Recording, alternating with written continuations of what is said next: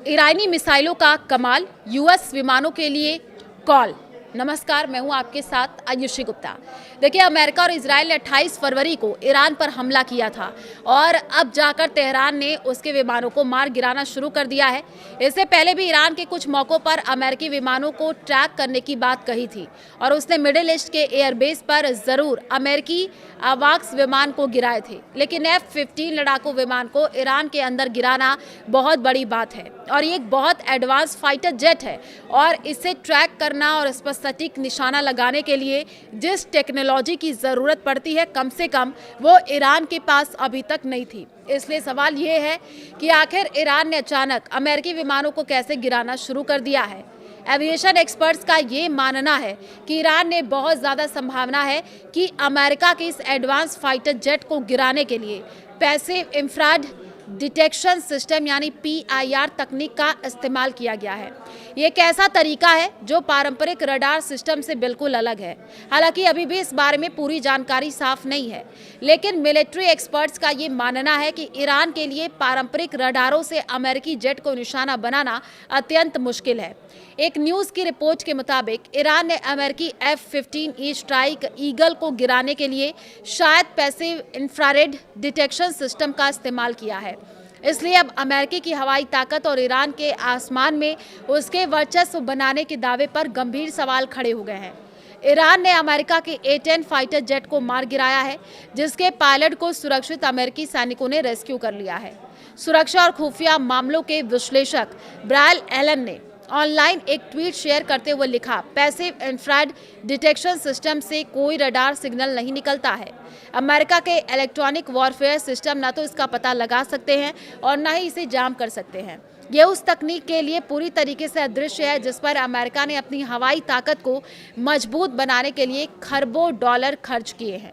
आसान भाषा में अगर हम समझें तो पारंपरिक रडार को अमेरिकी फाइटर जेट बहुत आसानी से पकड़ सकते हैं और उसे खत्म कर सकते हैं, लेकिन पैसिव इंफ्रारेड डिटेक्शन सिस्टम वो तकनीक है जिसे अमेरिकी फाइटर जेट पकड़ ही नहीं सकते। इसलिए सवाल ये है कि ईरान के पास ये आखिर कहाँ से आया।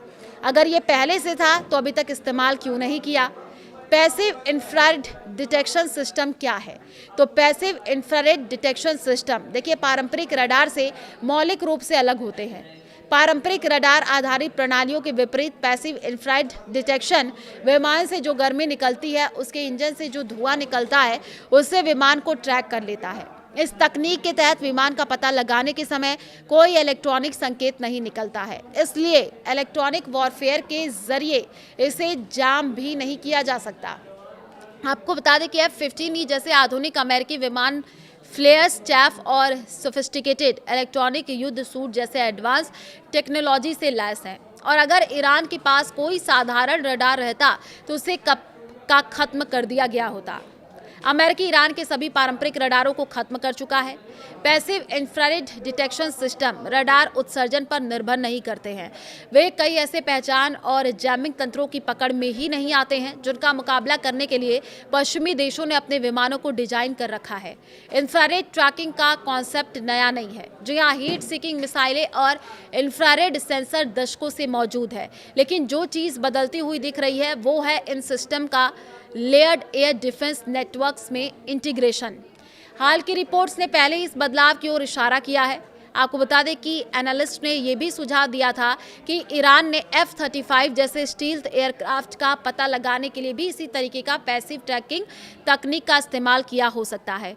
आधुनिक एयर डिफेंस में आमतौर पर एक लेयर्ड अप्रोच शामिल होती है, जिससे radar tracking, electronic surveillance, passive infrared sensor और सतत से हवा में मार करने वाली मिसाइल बैटरियों का मेल होता है। रिपोर्ट्स ये बताती है कि ईरान ने कई सिस्टम्स का इस्तेमाल करके एयरक्राफ्ट को इतनी देर तक ट्रैक किया होगा कि उसे मिसाइल से मार गिराना मुमकिन हो सका।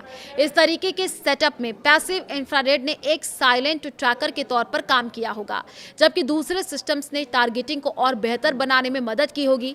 इसलिए सवाल ये है, चीन या रूस, आखिर वो कौन सा देश है जो ईरान की मदद कर रहा है? अब इस तरीके के जो सवाल हैं वो खड़े हो रहे हैं।